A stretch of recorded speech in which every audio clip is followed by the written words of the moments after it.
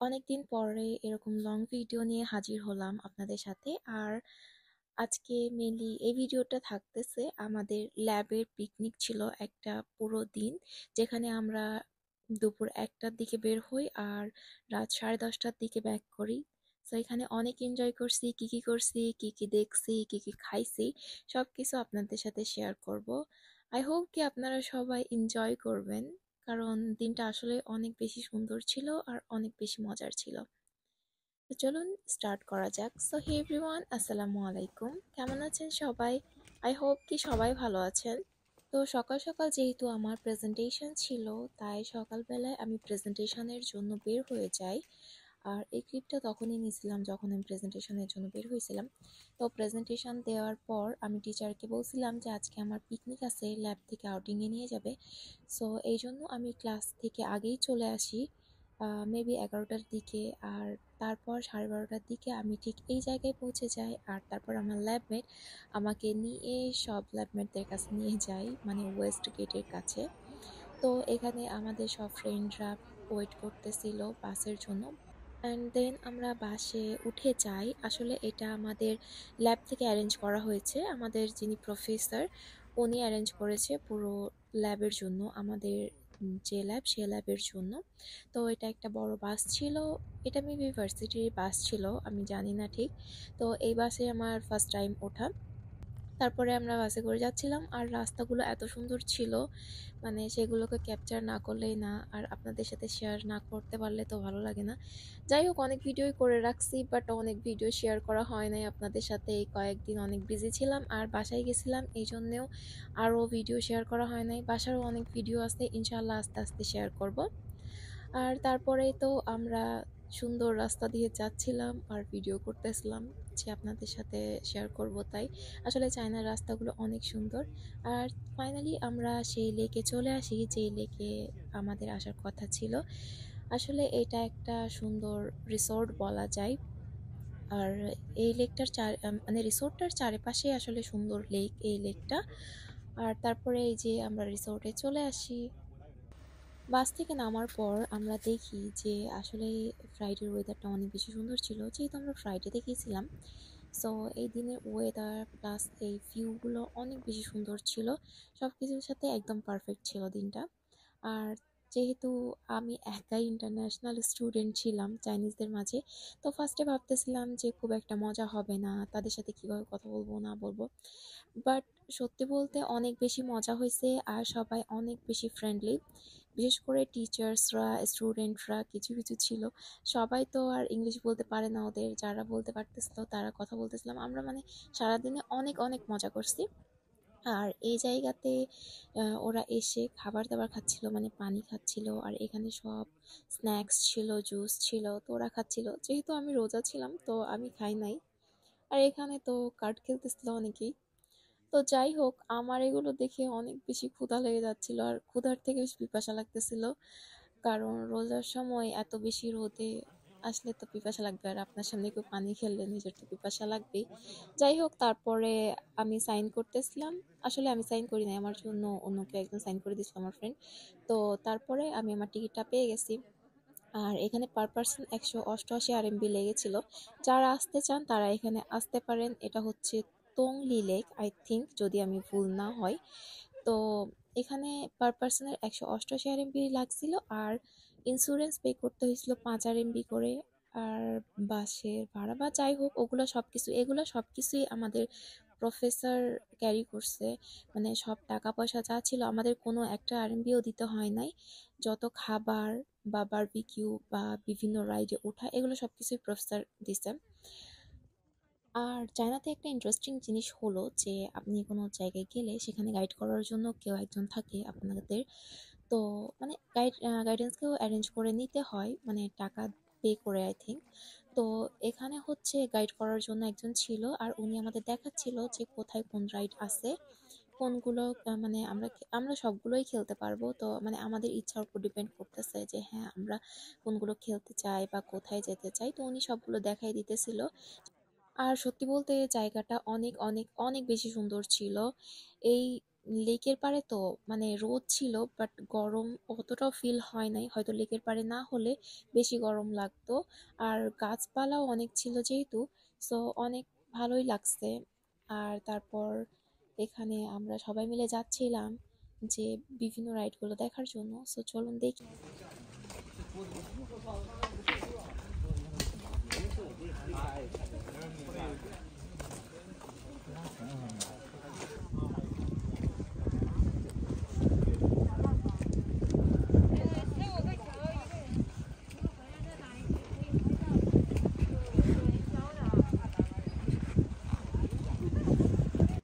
And then এই খেলাটার কথা না বললেই না, আসলে এখানে বড়রাই ছিল, ছোট বাচ্চারা ছিল না কেউ। তো এখানে আরেকটা দল এসেছিল যারা হচ্ছে আহ, চোখ বন্ধ থাকবে আর পানি মারা খেলা আসলে বলা যায়, পানি একজন আরেকজনকে মারতেছিল। সো এটা আমরা খেলি নাই, আসলে বিভিন্ন গেমে এগুলা দেখা যায়। সো ওরা গান দিয়ে খেলে আর এখানে হচ্ছে পানি পানি মারতেছিল। তো যাই হোক, আমরা এখানে খেলি নাই, আমরা এখানে কার ড্রাইভের জন্য চলে আসি। আর যেহেতু আমি একা ইন্টারন্যাশনাল স্টুডেন্ট ছিলাম এখানে, সো ট্রেনাররা ভয় পাইতেছিল আমাকে মানে একা একা ড্রাইভ করতে দেওয়ার জন্য। তাই ট্রেনার বলতেছিল তুমি আমার সাথেই থাকো। আর এই যে আমি এখানে ট্রেনারের জন্য ওয়েট করতেছিলাম। আর এখানে আমার ফ্রেন্ডরা সবাই মিলে যার যার পছন্দ মতো কার, কেউ বাইক নিয়ে নিতেছিল, চুজ করতেছিল। আর আমরা তারপর কার চুজ করার পরে রাইডের জন্য চলে যাই। আর এই যে সবাই আমি এখানে ভিডিও করতেছিলাম, যদিও ভয় লাগতেছিল যে আমার ফোনটা হয়তো পড়ে যাবে, কারণ রাস্তাঘাটগুলো উঁচু নিচু ছিল। আর তারপর এখানে এইরকম ভাবে রাস্তা করা ছিল যে আপনার মানে কাদা পানি ছিল, যাতে মানে কার ড্রাইভ করতে গেলে যাতে গায়ে বা জামা কাপড়ে লেগে যায়। তো আমি যেহেতু ট্রেনারের সাথে ছিলাম, আমার জামা কাপড়ে লাগে নাই, বাট আমার ফ্রেন্ডদের জামা কাপড়ে লাগছে। ওদের শার্ট প্যান্ট সব নষ্ট হয়ে গেছে অনেকজনেরই। তো যাই হোক, তারপরে আমি দেখাচ্ছিলাম এই যে ট্রেনারকে, আর ট্রেনার অনেক বেশি খুশি ছিল আমাকে নিয়ে, কারণ উনি বাংলাদেশ নিয়ে অনেক বেশি ইন্টারেস্টেড ছিল। উনি বলতেছিল টিকটকে আমি বাংলাদেশের অনেক ভিডিও দেখি এই সেই। তো যাই হোক, তারপরে আমরা কার ড্রাইভ শেষে আমরা এখন চলে যাই গল্ফ খেলার জন্য। যদিও আমি গল্ফ খেলতে পারি না সত্যি বলতে, জাস্ট আপনাদেরকে দেখার জন্য এটা শ্যুট করছি, তাছাড়া আর কিছুই না। Okay.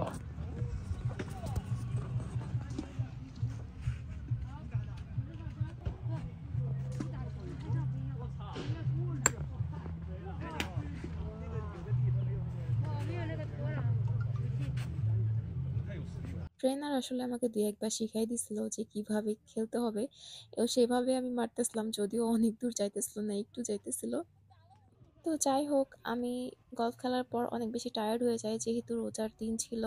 রোজা করার পর তারপরে নিকাব পরে আসলে মানে এগুলো জায়গায় আসা অনেক বেশি টাফ হয়ে যায়। মনে হতেছিল যে কেউ যদি আমাকে একটু পানি দেয় তো আমি পানি খেয়ে নেব, যদি আল্লাহ ভীরু না থাকতো তাহলে হয়তো খেয়ে নিতাম। তো যাই হোক, তারপরে এই সুন্দর প্লেসে চলে আসি। আর এখানে হচ্ছে আরেকটা খেলা ছিল, যেটা হচ্ছে তীর মারতে হবে, মানে একটা টার্গেট পয়েন্ট করে সেখানে তীর মারতে হবে। এটা বাংলাদেশেও আছে, ছোট বাচ্চারা হয়তো খেলে। তো এখানে ছোট বাচ্চারা না, আমাদের মতো বড়গুলাই খেলতেছিল। তো যাই হোক, আমি খেলি নাই কারণ আমি টায়ার্ড হয়ে গেছিলাম, এই জন্য আমি এখানে বসেছিলাম কিছুক্ষণ। আর তারপরে বসে থেকে একটু দোল খাচ্ছিলাম, যে হ্যাঁ নিজেকে একটু ঠান্ডা রাখাও দরকার, কারণ অনেক বেশি গরম পড়তেছিল। আসলে নিকাব পরে অনেক বেশি গরম লাগতেছিল। তো যাই হোক, তারপর দেখতেছিলাম যে এই জায়গাগুলোতে বসলেও মানে একটা শান্তি, মানসিক শান্তি আসবে এই জায়গাগুলোতে আসলে, এত সুন্দর জায়গা। তো এখানে আমার সব ফ্রেন্ডরা মিলে খেলতেছিল। আসলে তারা মানে সব ধরনের রাইডই খেলছে, ওরা মানে খেলাধুলো অনেক বেশি পছন্দ করে। আর এখানে দেখেন ছেলে মেয়ে সবাই এভাবে করে খেলতেছিল। আর এরা তো একদম বাচ্চাই হয়ে গেছে, মানে একজন কথা বলতেছে আর একজন শুনতেছে, এরকম অবস্থা ওখানে। আর তারপর এখানে মানে উপর থেকে যাইতেছিল ওখানে বসে। আসলে নিচে যদি পা থাকে তো একদম ধুলোতে লুটোপুটো হয়ে যায়। তো আমাকে বলতেছিল যে তুমি খেলতে চাও কিনা, আমি বললাম না, আমি এগুলো খেলবো না। তো যাই হোক, তারপরে আমরা বোটে ওঠার জন্য চলে যাই। আসলে আমার বোটে উঠতে অনেক ভালো লাগে, বাট আমি পানি দেখলে অনেক বেশি ভয় পাই। সো তারপরেও আমি উঠতেছিলাম, তো এখানে ডিসকাশন চলতেছিল যে মানে চারজন চারজন করে উঠবো আমরা। তো যেহেতু আমি পানি দেখে ভয় পাই, তো টিচার বলতেছিল যে তুমি আমার সাথেই থেকো, আমি তোমাকে নিয়ে উঠবো বোটে, তো সমস্যা নেই। তো আমরা 4 জন মিলে হচ্ছে বোটে উঠছিলাম। আর এই যে লাইফ জ্যাকেট পরার পর আমাকে দেখতে কেমন লাগতেছে বলেন, পুরোই ফুটবলের মতো লাগতেছে। তো যাই হোক, তারপরে আমরা বোটে ওঠার জন্য প্রস্তুত হয়ে যাই। আর এই যে আমি দেখতেছিলাম যে আল্লাহ, এটা যদি ডুবে যায় তাহলে তো আমিও ডুবে যাব, কারণ আমি সাঁতার পারি না। আমি পানি দেখে অনেক ভয় পাই, আমি জানি না কেন, আমার অনেক বেশি ভয় লাগে। তো যাই হোক, আমাদের একটা দল চলে গেছে, এখন আমরা যাব। সো টিচার্স আমাকে বলতেছিল চলো সিন্না চলো। তো আমি এই যে পানিতে উঠতেছিলাম আর আমাকে সবাই বলতেছিল রিল্যাক্স রিল্যাক্স, কিচ্ছু হবে না, কিচ্ছু হবে না। সো তারপর রিল্যাক্স হয়ে আমরা বোটে উঠে যাই আর অনেক মজা করি সবাই একসাথে।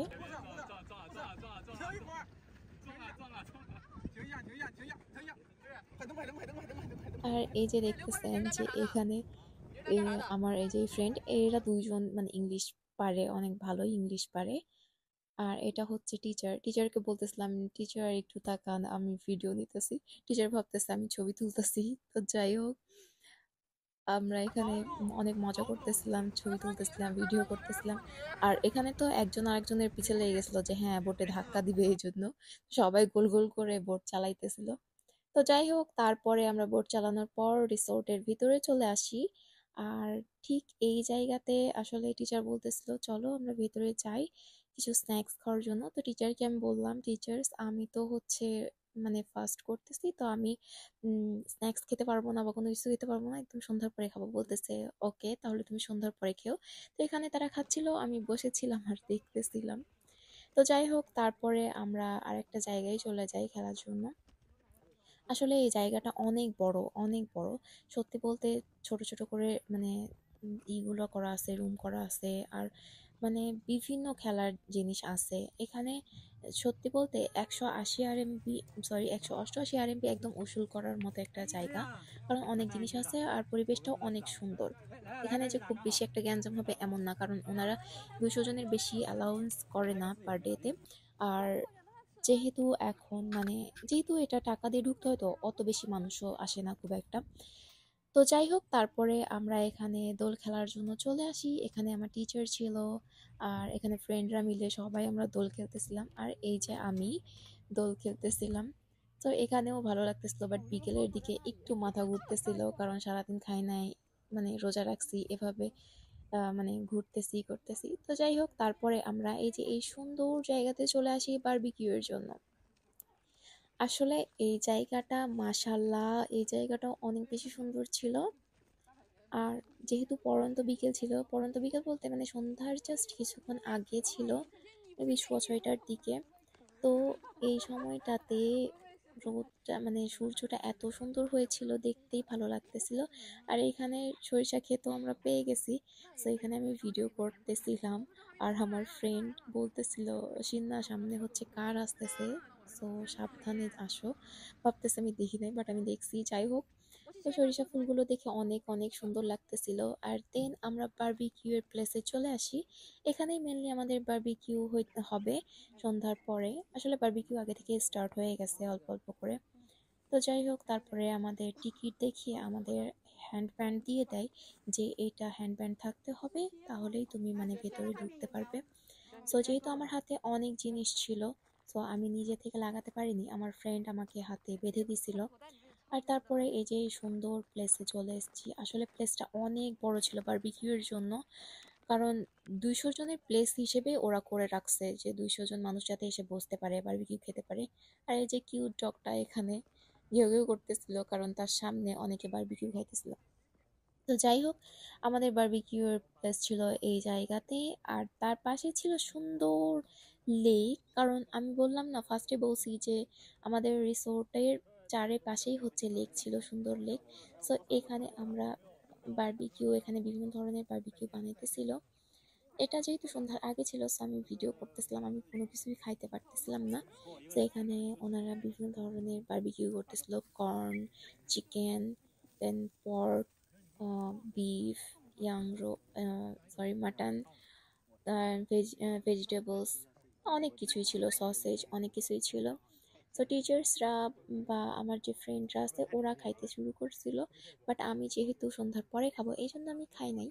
তো আমি ভিডিও করতেছিলাম আর এই যে তারা খাচ্ছিল। তো যাই হোক, টিচার বলতেছিল সমস্যা নাই, তুমি আর একটু পরে খেতে পারবা, সমস্যা নাই। আমি বললাম না, আমার সমস্যা নাই, আমার ক্ষুধা লাগে নাই। তো যাই হোক, এখানে অল্প অল্প করে বারবিকিউ নিয়ে আসতেছিল আর সবাই খেয়ে শেষ করতেছিল। তারপরেই তো রাত হয়ে যায়, অনেক বেশি রাত হয়ে যায়। আমরা আসলে 9টার পরে ওখান থেকে বের হই। তো অনেক বেশি রাত হয়ে যায় আর তারপরে সবাই মিলে আমরা বাসের উদ্দেশ্যে যাই। আহ, বাস যেহেতু আমাদের মানে এখানেই ছিল, দাঁড় করানো ছিল, তো আমরা বাসের জন্য চলে যাই। আর তারপরে এই তো আমরা বাসে উঠে যাই আর ঠিক 10:30টার দিকে আমরা আমাদের ভার্সিটির গেটে চলে যাই। আর তারপর ওখান থেকে আমি বাসায় চলে আসি। তো যাই হোক, এই ছিল সুন্দর একটা দিনের ভিডিও। তো কেমন লাগলো ভিডিওটা কমেন্ট করে অবশ্যই জানাবেন আর সাবস্ক্রাইব করে দিবেন। ভালো থাকবেন। আসসালামু আলাইকুম।